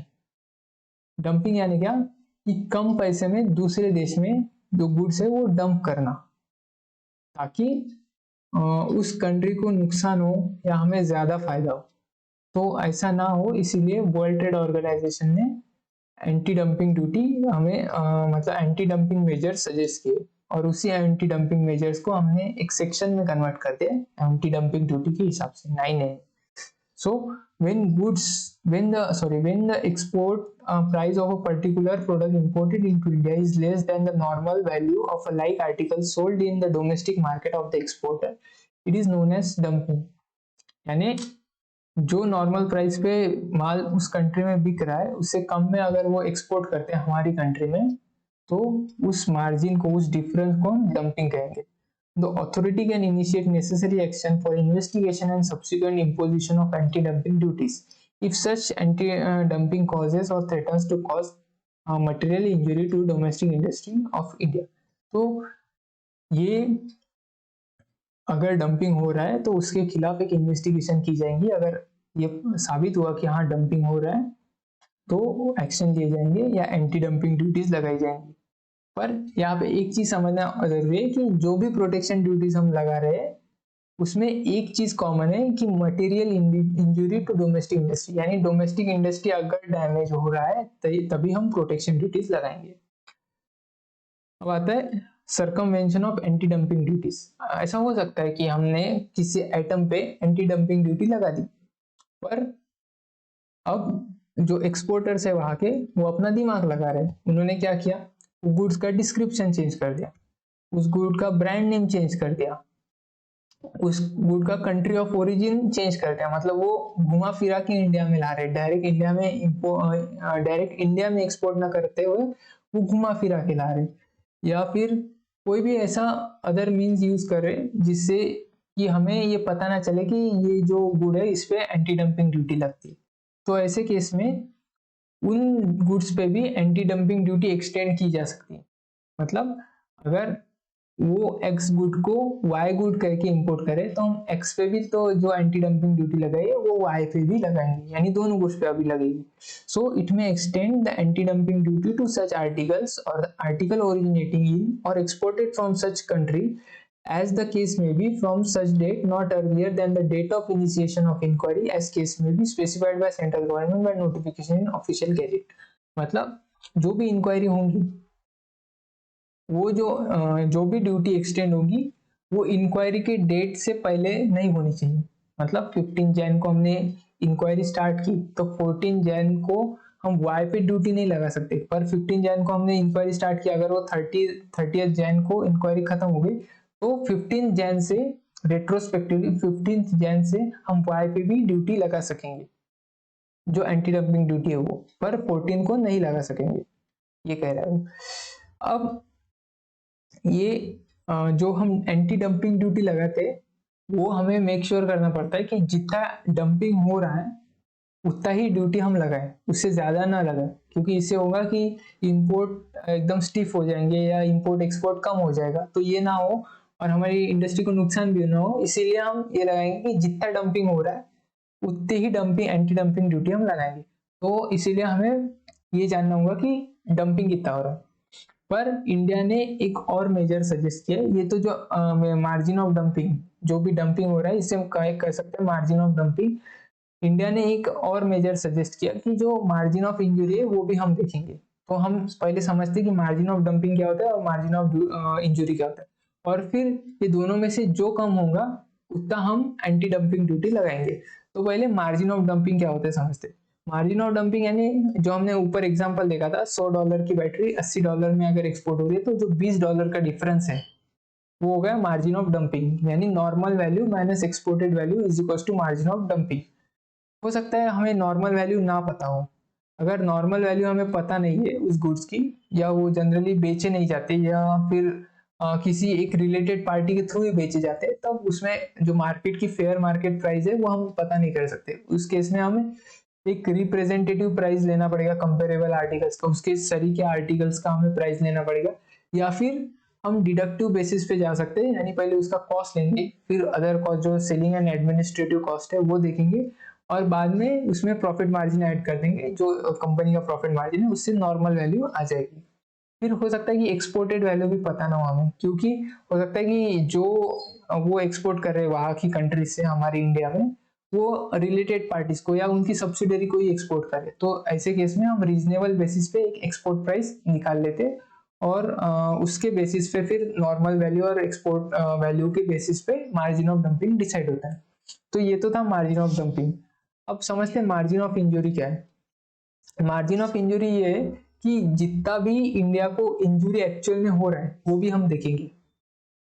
तो अगर कोई गुड इंडिया में वहां से एक्सपोर्ट हो रहा है 80 रुपए में, पर यहाँ पे उसको ट्रांसपोर्टेशन चार्जेस, इंश्योरेंस लग रहा है, फिर कस्टम ड्यूटी भी तो लग रही है या एडिशनल ड्यूटीज भी लग रही है, तो होते होते अगर वो गुड 90 रुपए का हो गया, तो अभी जो मार्जिन ऑफ इंजुरी रहेगी वो रहेगी fair selling price of good, यानी नॉर्मल इंडिया में, यहाँ पे इंडिया में नॉर्मल इंडिया में कितने में बिकता है, अगर नॉर्मल इंडिया में $100 में बिकता है, और जो लैंडेड वैल्यू है, लैंडेड वैल्यू यानी क्या, वहां से एक्सपोर्ट करने के बाद यहाँ तक आने तक जितना खर्चा लगा, यानी 80 रुपए प्लस सपोज 5 रुपए की बेसिक कस्टम ड्यूटी प्लस 5 रुपए का ट्रांसपोर्टेशन चार्जेस, यानी $5 का, सॉरी, तो वो टोटल हो जाएगा $90। तो $90 उस गुड की लैंडेड वैल्यू हो जाएंगी।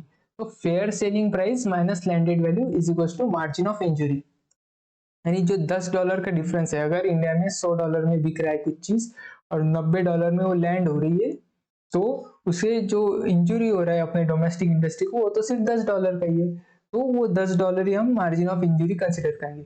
अब जो भी कम होगा, मार्जिन ऑफ इंजुरी कम होगा या मार्जिन ऑफ डंपिंग कम होगा, generally most of the cases में मार्जिन ऑफ इंजुरी कम होता है, तो जो भी कम होगा वो हम as a anti dumping duty लगा देंगे। अब absorption of anti dumping duty same यहाँ पे जो हमने सीखा था कि कैसे एब्जॉर्प्शन होता है, कब नोटिफिकेशन आता है, कब इन्वेस्टिगेशन होता है और कब से हम लगा सकते हैं, ये सेम जैसा हमने काउंटर वेलिंग ड्यूटी में लगाया था वैसे हम एंटी डंपिंग ड्यूटी में भी देखेंगे। बाद में प्रोविजनल जो एंटी डंपिंग ड्यूटी हम लगाते हैं वो भी सेम रहेगी, पर प्रोविजनल में ये हमें देखना पड़ेगा कि जो हम प्रोविजनल एंटी डंपिंग लगा रहे हैं वो जो हमें मार्जिन ऑफ डंपिंग लग रहा है उससे ज्यादा हम नहीं लगाएंगे। अगर प्राइमा फेसी हमें दिख रहा है कि 20 या 30% की डंपिंग हो रही तो 20 या 30% से ऊपर हम प्रोविजनल एंटी डंपिंग ड्यूटी नहीं लगा सकते। तो ये जो स्क्रीनशॉट है ये जो एल्यूमिनियम फॉइल होती है उस पे एंटी डंपिंग ड्यूटी लगाया गया है, इंडिया ने एंटी डंपिंग ड्यूटी लगाया है चाइना के जो एक्सपोर्टर्स है उन पे। तो आप यहाँ पे देख सकते हैं एक स्पेसिफिक गुड्स पे लगाया है, स्पेसिफिक कंट्री पे लगाया है और फिर स्पेसिफिक एक्सपोर्टर पे भी लगाया है, मतलब स्पेसिफिक एक्सपोर्टर के हिसाब से लगाया है। क्योंकि ये बेसिक प्रिंसिपल हमें ध्यान रखना है कि जितना मार्जिन ऑफ डंपिंग रहेगा उतना ही हम एंटी डंपिंग ड्यूटी लगाएंगे। तो ऐसा हो सकता है कि अलग अलग एक्सपोर्टर का अलग अलग मार्जिन ऑफ डंपिंग रहे, तो उनके हिसाब से अलग अलग एक्सपोर्टर के हिसाब से यहाँ पे डंपिंग लगाया गया है। देखिए 1.18 यूएस डॉलर पर केजी का जो एल्यूमिनियम फॉइल है उस पे एंटी डंपिंग ड्यूटी लगाया गया है। फिर नॉन लिवी ऑफ 9 एंड 9 मतलब काउंटर वेलिंग ड्यूटी और एंटी डंपिंग ड्यूटी हम कब नहीं लगा सकते। तो पहली चीज तो ये कि no article shall be subjected to both countervailing duty and anti dumping duties to compensate for the same situation of dumping or export subsidization. मतलब एंटी डंपिंग ड्यूटी और countervailing duty for subsidized item हम साथ में नहीं लगा सकते, या तो आप एंटी डंपिंग ड्यूटी लगाओ या काउंटर वेलिंग ड्यूटी लगाओ। सेकंड चीज, countervailing and anti-dumping duties shall not be levied just because the articles are exempt from the duties or taxes borne by the articles when meant for consumption in a home country of origin or exportation by the regions of refund of such duties and taxes। मतलब यहाँ पे साफ साफ कह रहे हैं कि जो हम गुड्स एक्सपोर्ट करते हैं, अब आप अगर उस एक्सपोर्टेड गुड्स पे इनडायरेक्ट टैक्सेस नहीं लगाते, मतलब हम जब एक्सपोर्ट करते हैं हमारा गुड्स तो हम पे जीएसटी नहीं लगाते क्योंकि जीएसटी 0 रेट पे होता है चार्ज एक्सपोर्टेड आइटम्स पे। तो ऐसे में उन पे वो एज अ एंटी डंपिंग या एज अ डंपिंग नहीं माना जाएगा और एज अ सब्सिडी नहीं माना जाएगा, और इसी वजह से उन पे एंटी डंपिंग ड्यूटी या काउंटर वेलिंग ड्यूटी नहीं लगाई जाएगी। Third point, these duties shall not be levied on the imports from member country of WTO or from a country with whom the GOI government of India has a most favored nation agreement unless a determination has been made that the import of such articles into India causes or threatens material injury to any established industry in India or materially retards the establishment of any industry in India।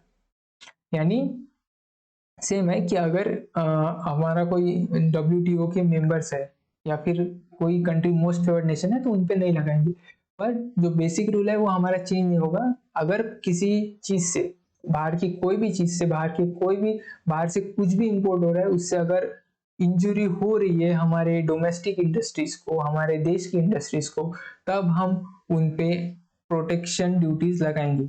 ये principal change नहीं होगा चाहे कौन सी भी country क्यों ना रहे। और लास्ट होता है provisional countervailing and anti dumping duties shall not be levied on any article imported from the specific countries unless preliminary findings have been made. तो हमने इन्वेस्टिगेशन में देखा ही था कि प्रिलिमिनरी फाइंडिंग जब वो एप्लीकेशन करते हैं ना, बाहर वाले जो अप्लीकेंट्स यानी कौन सी भी कंपनीज एप्लीकेशन जब करती है ना तो उसके साथ वो डेटा दिया जाता है, तो वही प्रिलिमिनरी फाइंडिंग कंसीडर किया जाता है और उसी के बेसिस पे या थोड़ी preliminary findings director general of trade remedies भी करें तो उनके बेसिस पे जितना भी लगता है कि जितना भी काउंटर वेलिंग मेजर्स या एंटी डंपिंग मेजर हमें लगाना चाहिए उतना ही लगाएंगे, उससे ज्यादा नहीं लगाएंगे। और यहाँ पे दिया गया तो point B C D mention shall not be applicable in case where countervailing and anti dumping duty has been imposed on any articles to prevent injury और threat of an injury to domestic industry or third country domestic industry of the third country exporting the like articles to India। यानी अगर हमारे country में export होने से किसी दूसरे country को नुकसान हो रहा है तब हम पॉइंट बी सी और डी नहीं देखेंगे, यानी सिर्फ ए पॉइंट देखना है हर कंडीशन में। अगर किसी बाहर की कंट्री के लिए हम हमारे कंट्री में एक्सपोर्ट ड्यूटी प्रोटेक्शन मेजर लगा रहे हैं, तो हम उसमें जो ये इनडायरेक्ट टैक्सेस का पॉइंट है या फिर नॉन लेवी ऑफ डब्ल्यूटीओ का पॉइंट है या फिर प्रोविजनल ड्यूटी का पॉइंट है, वो नहीं देखेंगे। अब आता है अपीलिंग ट्रिब्यूनल। अब कौन से भी ऑर्डर से जब हम अग्रीड रहते हैं तो हम ट्रिब्यूनल में जाते हैं या कोर्ट में जाते हैं। यहाँ पे दो तरह के ऑर्डर पास किए जाते हैं। टाइप्स ऑफ ड्यूटीज में हमने चैप्टर में दो तरह के ऑर्डर पास किए जाते हैं। एक तो रिव्यू ऑर्डर, जब जैसे हमने प्रोटेक्शन मेजर में देखा था कि पहले 5 या 4 साल के लिए लगाए जाते हैं, फिर एक रिव्यू कंडक्ट होता है और रिव्यू के बाद एक डिसाइड होता है कि फर्दर इस ड्यूटी को एक्सटेंड करना है या नहीं करना है। तो उस रिव्यू ऑर्डर के खिलाफ या डिटर्मिनेशन ऑफ ड्यूटी, यानी पहले जब हम जो फाइनल असेसमेंट होता है ड्यूटी लगाना है या नहीं, या इन्वेस्टिगेशन का फाइनल रिजल्ट आता है, वो है डिटर्मिनेशन ऑफ ड्यूटी का ऑर्डर। तो रिव्यू ऑर्डर और डिटर्मिनेशन ऑफ ड्यूटी का ऑर्डर, इसके खिलाफ अगर किसी को मतलब कोई ऐसा लगता है कि उसके साथ गलत हुआ है, in the case of subsidy and dumping और सेफगार्ड मेजर, यानी तीनों प्रोटेक्शन ड्यूटीज में के केस में ऐसा लगता है, तो वो ट्रिब्यूनल जा सकता है। कौन से ट्रिब्यूनल जाएगा? Custom, excise, sales tax appellate tribunal, उसमें जाएगा। दो चीजें याद रखना जरूरी है कि विद इन 90 डेज जाए और 15,000 रुपए उसको उस ट्रिब्यूनल में जाने के लिए पे करने पड़ेंगे। तो ये आप चार्ट याद रखेंगे तो आपको सब पॉइंट्स याद आ जाएंगे। फिर लास्ट में टाइप्स ऑफ ड्यूटीज में हमने देखा था, जो लास्ट का जो सेक्शन था वो था सेस एंड सरचार्ज। तो एक सोशल वेलफेयर सरचार्ज करके लगाया जाता है इंपोर्टेड आइटम्स पर। वो बेसिक कस्टम ड्यूटी पर भी लगता है और एडिशनल ड्यूटीज पर भी लगता है, पर वो प्रोटेक्शन ड्यूटीज पे नहीं लगता। यानी सिंपल है, जो सोशल वेलफेयर सरचार्ज है जिसका परसेंट है 10%, वो बेसिक कस्टम ड्यूटी पे भी लगेगा, वो एडिशनल ड्यूटीज पे भी लगेगा, पर वो खुद पे नहीं लगेगा। मतलब वो खुद सोशल वेलफेयर सरचार्ज पे नहीं लगेगा और जो प्रोटेक्शन ड्यूटीज है उस पे नहीं लगेगा। फिर एक नया सरचार्ज ऐड किया गया, वो है एग्रीकल्चर इंफ्रास्ट्रक्चर डेवलपमेंट सेस। तो इसमें सभी गुड्स पे नहीं लगता ये जो सेस है या सरचार्ज है, ये सभी गुड्स पे ना लगते हो। जो भी गुड्स नोटिफाइड है उस पे लगता है और उसका रेट कितने रेट से लगेगा वो भी नोटिफाई किया जाता है। तो जो कुछ गुड्स है जो नोटिफाई किए गए, जैसे काबुली चना हो गया, कोल हो गया, यूरिया हो गया, सिल्वर हो गया या गोल्ड हो गया, इस पे नोटिफाई किया है। और ये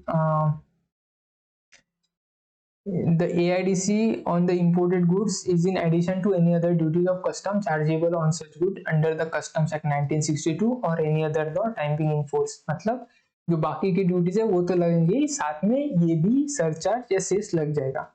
तो ये टेबल है कुछ गुड्स का, जैसे मसूर पे 20% का सरचार्ज लगाया गया है, चिकपीस पे 50% का सरचार्ज लगाया है। तो ये था हमारा चैप्टर टाइप्स ऑफ ड्यूटीज। उम्मीद है आपको समझ में आया होगा। मैंने इसमें पूरी कोशिश की है कि कम से कम नोट्स में आपको इसे समराइज करके बता सकूं, ताकि आपको जब रिवीजन करे तब आसानी हो। एक पिक्टोरियल रिप्रेजेंटेशन भी रख सकूं कुछ टॉपिक्स का, जिससे आपको वो टॉपिक फटाक से याद आ जाए। कुछ टेबल्स बनाए मैंने जिससे आपको समझने में बहुत आसानी होगी। मुझे उम्मीद है कि आपको ये नोट्स भी पसंद आए होंगे। अब हम एक एग्जाम्पल कर लेते हैं। ये एग्जाम्पल बहुत ही जरूरी है, क्योंकि ये एग्जाम्पल हर एग्जाम में आएगा। पूरा का पूरा ऐसा एग्जाम्पल नहीं आएगा, पर इस एग्जाम्पल का कुछ पार्ट पूरे एग्जाम में कंपल्सरीली आएगा ही आएगा। क्योंकि हम जब कस्टम ड्यूटीज देखते हैं या कस्टम ड्यूटीज पढ़ रहे हैं, तो जाहिर सी बात है हमें कस्टम ड्यूटी कैलकुलेट करने के लिए आएगा, तो वो कैलकुलेट हम इस एग्जाम्पल में करेंगे। तो एग्जाम्पल देखते हैं। Suppose the value of good determined by valuation rule is 10 lakh rupees and the following duties are applicable on the good. Value of good 10 lakh rupees कैसे आया, वो कैसे कैलकुलेट किया? इसके लिए हमारे पास वैल्यूएशन रूल्स है, पर वो रूल्स हमने अभी तक पढ़े नहीं। तो हम ऐसा मान लेते हैं कि हमने वैल्यूएशन रूल के हिसाब से कैलकुलेट किया और हमारे पास 10 लाख रुपए का जो वैल्यू है वो आ गई। फिर उसने बोला है कि कुछ ड्यूटीज हमने चार्ज की उसके ऊपर, और मैंने इसमें सभी ड्यूटीज लिए। देखो CVD 31 जो एक्साइज पे लगती है, फाइनली फिनिश गुड्स पे एक्साइज पे लगती है। CVD 33 रॉ मटेरियल जिसपे एक्साइज लगता है उसको काउंटर करने के लिए। CVD 35 सेल्स टैक्स के लिए जो 4% जिसका मैक्सिमम होता है। CVD 37 अपना IGST। CVD 39 compensation cess. फिर बेसिक कस्टम ड्यूटी 10% की, फिर एंटी डंपिंग ड्यूटीज भी लगाई है 20% की, और सोशल वेलफेयर सरचार्ज ही अप्लीकेबल है। तो एआईडीसी का कुछ मेंशन नहीं किया है, तो एआईडीसी जाहिर सी बात है इस पर नहीं लगेगा। अब देखते हैं कैलकुलेशन कैसे हुआ है। पहले तो पहले तो देखते हैं ट्रांजेक्शन वैल्यू दिखाएगा, और सबसे पहले उन पे जो ड्यूटी चार्ज की है वो है बेसिक कस्टम ड्यूटी। ये चार्ज की है ट्रांजेक्शन वैल्यू के ऊपर, ट्रांजेक्शन वैल्यू के ऊपर बेसिक कस्टम ड्यूटी चार्ज की। फिर सभी additional duties except IGST and GST compensation cess, मतलब जीएसटी की ड्यूटीज छोड़ के बाकी सभी ड्यूटीज भी चार्ज की गई है इस ट्रांजेक्शन वैल्यूज के ऊपर, 10 लाख के ऊपर। यानी आप देख सकते हैं सीवीडी 31 5% है तो 10 लाख का 5% 50,000, फिर सीवीडी 33 भी 5% है तो 50,000, और सीवीडी 35 4% है तो 40,000। ये सब ड्यूटीज कैलकुलेट की गई है ट्रांजेक्शन वैल्यू के ऊपर। फिर इन सबको ऐड करते हुए हमारे पास एक फिगर आती है 12,40,000 की, 12,40,000। अब इस पे सोशल वेलफेयर सरचार्ज लगेगा 1,25,000 जो कि 10% है, 1,24,000 जो कि 10% है, क्योंकि हमने पढ़ा था कि जो सोशल वेलफेयर सरचार्ज है वो बेसिक कस्टम ड्यूटीज और एडिशनल ड्यूटीज पे भी लगता है। तो यहाँ पे देख सकते हैं ये एडिशनल ड्यूटीज पे भी लगा और बेसिक कस्टम ड्यूटी पे भी लग गया है सोशल वेलफेयर सरचार्ज। फिर एंटी डंपिंग ड्यूटी लगाई गई है 2 लाख। अब 2 लाख ये है 20%, ये किसका 20%, ये भी ट्रांजेक्शन वैल्यू पे ही लगती है एंटी डंपिंग ड्यूटी, तो ये 2 लाख उसकी लगेगी। फिर सबको ऐड किया गया, सबको ऐड करने के बाद जो फिगर आई उस पे फिर आईजीएसटी लगाया गया, उस पे फिर आईजीएसटी लगाई। ये बहुत इंपॉर्टेंट पॉइंट है। पहले सभी एडिशनल ड्यूटीज लेंगे, सॉरी पहले बेसिक कस्टम ड्यूटी लेंगे फिर एडिशनल ड्यूटीज लेंगे, ये दोनों को छोड़ के, मतलब आईजीएसटी और कंपेंसेशन सेस को छोड़ के, फिर उस पे सोशल वेलफेयर सरचार्ज लगाएंगे और इन सबको कैलकुलेट उस पे और फिर प्रोटेक्शन ड्यूटीज भी लगाएंगे जो ट्रांजेक्शन वैल्यू पे, और इन सबको कैलकुलेट करके फिर जो वैल्यू आएंगी उस पे हम आईजीएसटी लगाएंगे और उसी वैल्यू पे हम कंपेंसेशन सेस लगाएंगे।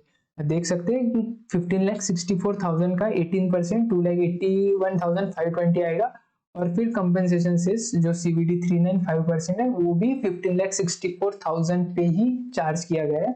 तो टोटल इंपोर्ट वैल्यू आ गई हमारी 19,23,720। अब जो मैंने कहा था उसमें एक चेंजेस है। आई थिंक इस एग्जांपल से हमें पता चल रहा है कि जो भी सोशल वेलफेयर सरचार्ज है वो सभी एडिशनल ड्यूटीज पे नहीं लगाया गया, वो 2 एडिशनल ड्यूटीज को छोड़ देता है, वो है आईजीएसटी और कंपेंसेशन सेस। तो ये आपको ध्यान रखना है कि आईजीएसटी और कंपेंसेशन सेस को सोशल वेलफेयर सरचार्ज नहीं लगेगा। तो ये था हमारा चैप्टर, उम्मीद है आपको पसंद आया होगा। मिलते हैं अगले चैप्टर में, तब तक के लिए जय हिंद।